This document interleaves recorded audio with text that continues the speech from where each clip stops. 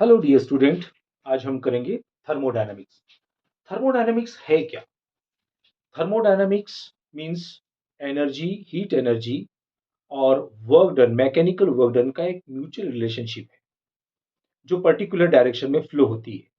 जैसे अगर हीट की डायरेक्शन में अगर वर्क होगा तो वो होगा स्टीम इंजन, और अगर हीट की अपोजिट डायरेक्शन में वर्क होता है तो रेफ्रिजरेटर।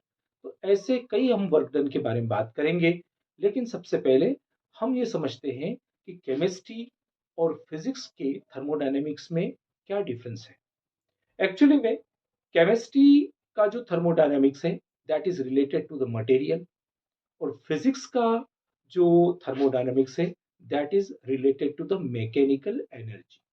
मीन्स उसको हम वर्क में लेते हैं, और वर्क होता है पॉजिटिव, मतलब work done by the system and work done on the system. जो work done by the system मतलब कोई इंजन, जैसे मान लीजिए हम बाइक चलाते हैं, तो जब हम बाइक चलाते हैं तो गाड़ी हमें मैकेनिकल वर्क करके देती है। तो work done by the system, वो सिस्टम है और वो हमें काम करके देता है, तो वो कैसा लिया जाएगा?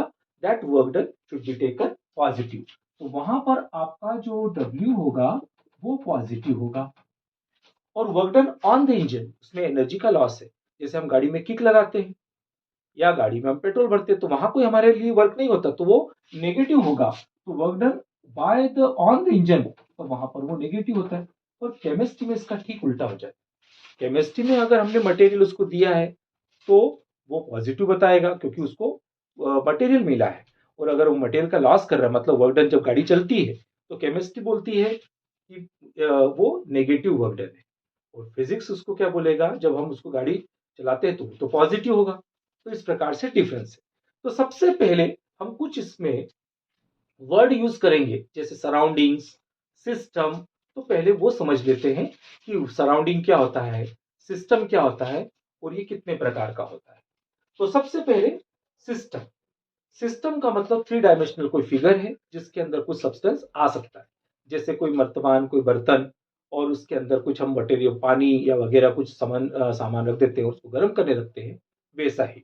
तो यहां पर हमारे पास एक सिस्टम है, और उस सिस्टम के अंदर जैसे पानी है, हम फिलहाल पानी ले लेते हैं। तो पानी इसके अंदर भरा हुआ है, तो ये क्या हो जाएगा? एक पूरा सिस्टम, ये वर्किंग सब्सटेंस, पानी को हम वर्किंग सब्सटेंस के नाम से जानेंगे।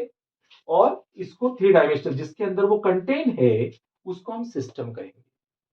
और वो सिस्टम के आसपास जो पोर्शन होता है जिसमें वो थर्मोडायनामिकल डीलिंग करता है, dealing in the sense temperature की, मटेरियल की। जैसे मटेरियल का एवोपोरेशन, मतलब मटेरियल जैसे पानी है का एवोपोरेशन होता है, तो पानी कहाँ जाएगा? सराउंडिंग में मिल जाएगा। तो मतलब आसपास मिलेगा ना, तो वो आसपास जो होगा उसे हम सराउंडिंग कहते हैं। अब अगर हमें सराउंडिंग से मटेरियल को रोकना है तो हमको क्या करना पड़ेगा? हमें करना पड़ेगा उस पर कवर चढ़ना पड़ेगा। तो हम उसके ऊपर ढक्कन रख देते हैं। अगर मान लीजिए, अगर उस मटेरियल को अपने को टेम्परेचर को भी और मटेरियल को भी ट्रांसफर नहीं करने देना है, तो हम क्या करते हैं? उसे उसे या तो थर्माकोल या इस प्रकार के मटेरियल में रख देते हैं। तो ये वाला जो सिस्टम था जिसके ऊपर ढक्कन नहीं रखा गया है उसको बोलते हैं ओपन सिस्टम। जिसके ऊपर ये ढक्कन रख देते हैं उसको बोलते हैं क्लोज्ड सिस्टम।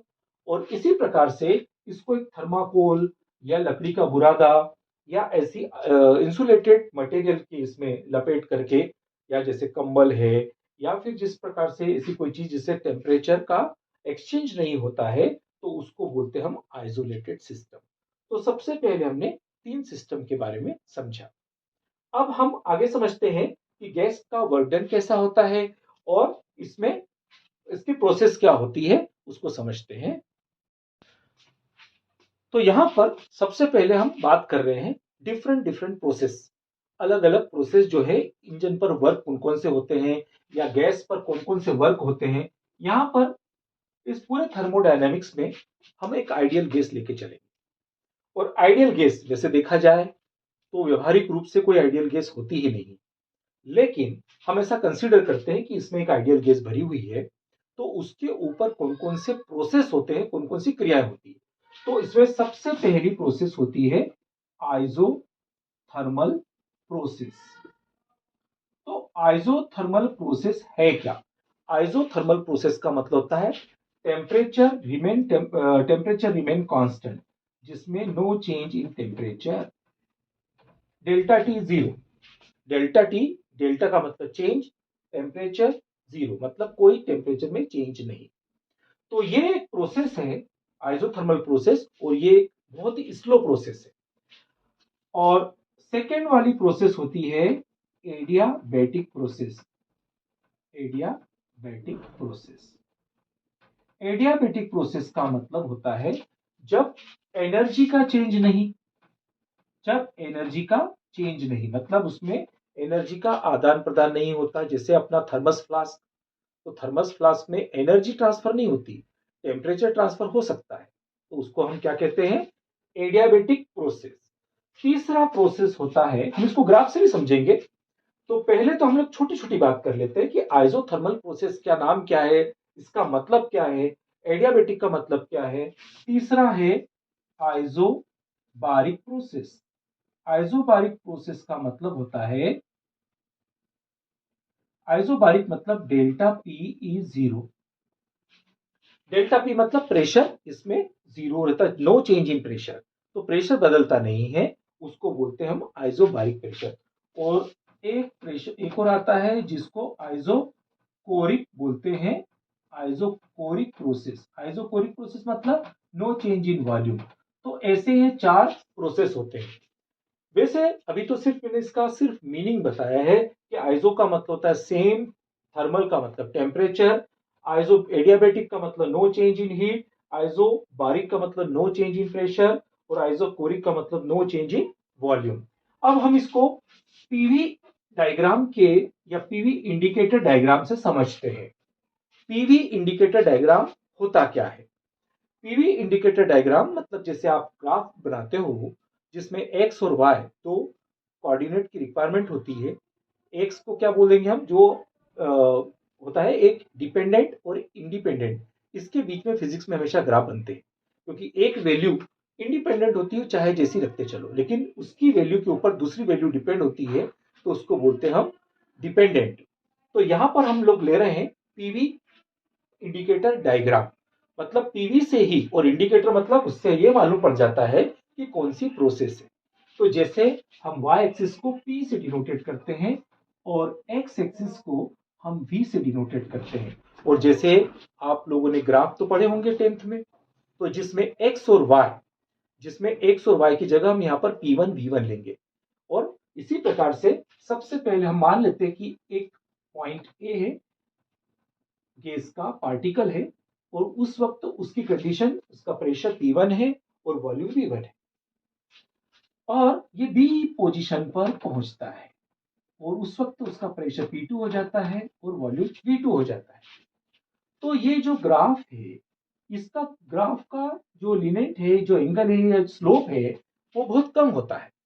मतलब इसका जो चेंज इन टेम्परेचर है वो जीरो है, मतलब यहां पर भी टेम्परेचर T था और यहां पर भी टेम्परेचर T है, तो मतलब टेम्परेचर में कोई बदलाव नहीं है। इसीलिए इसको बोलेंगे, ऐसे कर्व को बोलेंगे हम आइसोथर्मल प्रोसेस या आइसोथर्मल कर्व। और ये जा रहा है, किस तरफ जा रहा है? ये हमारे राइट हैंड साइड जा रहा है, लेफ्ट से। तो इसीलिए इसमें क्या हो रहा है? इसमें एक्सपांशन हो रहा है। एक्सपेंशन क्यों हो रहा है? क्योंकि वॉल्यूम बढ़ते जा रहा है, और वॉल्यूम बढ़ रहा है, इसका मतलब ये एक्सपेंशन हो रहा है। ग्राफ से ही बहुत सारी चीजें आपको समझ में आने लग जाएगी। अब दूसरा कर्व जो है, इसी पॉइंट को हम यहीं पर समझ लेते हैं। फिर मान लेते हैं कि यहां पर ए पॉइंट है, अब इसको हटा देते हैं।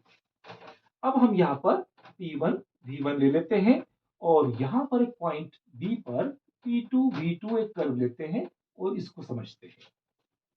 अब आप यहां क्या देख रहे हो? आप यहां देख रहे हो कि सबसे पहले यहां का जो टेम्परेचर T1 है और यहां पर टेम्परेचर T2 है, वो एकदम नीचे जा रहा है, एकदम इसका स्लोप जो है वो बढ़ गया है।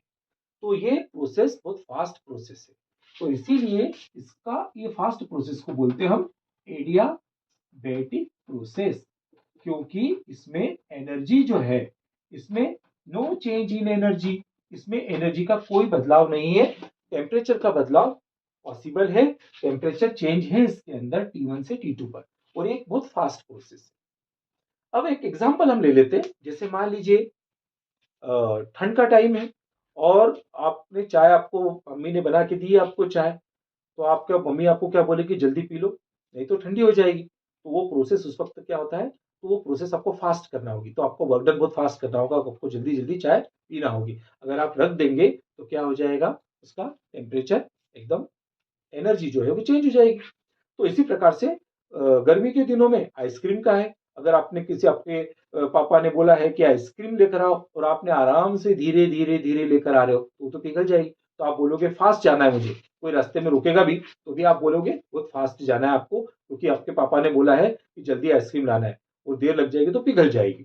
तो कैसी प्रोसेस है वो बहुत फास्ट प्रोसेस है। इसीलिए जो एडियाबेटिक प्रोसेस होती है वो बहुत फास्ट प्रोसेस होती है, और जो आइसोथर्मल प्रोसेस होती है बहुत स्लो प्रोसेस होती है, जिसमें टेम्परेचर को हम एकदम, टेम्परेचर स्लाइटली चेंज होता है लेकिन फिलहाल तो हम वापस को कैलकुलेट ही नहीं करते, हम डेल्टा टी को 0 मान लेते हैं। इसी प्रकार से इसी ग्राफ में हम आइसो बारीक को भी समझ लेते हैं। आइसो बारीक का मतलब होता है P1, ये P और V1, P और V1, और यहां पर भी P और V2। तो देख रहे हो आप कि यहां पर प्रेशर जो देख रहे हो आप, वाई एक्सिस बदल नहीं रही है, वाई एक्सिस मतलब प्रेशर, तो प्रेशर नहीं बदल रहा है। तो ये प्रोसेस कौन सा हुआ, ये प्रोसेस हुआ आपका आइसोबारिक प्रोसेस। इसी प्रकार से आइसोकोरिक प्रोसेस, तो आइसोकोरिक का मतलब होता है, जैसे मान लीजिए ए और बी, यहां पर P1 और ये भी, और ये P2 भी, तो यहां पर आप ये देख रहे हो कि वॉल्यूम जो है वो एक जैसा है। तो इस प्रकार का जो प्रोसेस होता है इसको आइसोकोरिक प्रोसेस बोलते हैं। तो आपने अभी कर्व पर अलग अलग प्रोसेस की डेफिनेशन को समझा। अगले सेगमेंट में आपको first law of thermodynamics, work done by the engine, work done on the engine, internal energy, first law और फर्स्ट लॉ के एप्लीकेशन समझ में आएंगे। इसके लिए आपको लिंक को सब्सक्राइब करना होगा, शेयर करना होगा, ताकि अगले लेक्चर आपको कंटिन्यूशन में आपको मिलने लग जाए। धन्यवाद।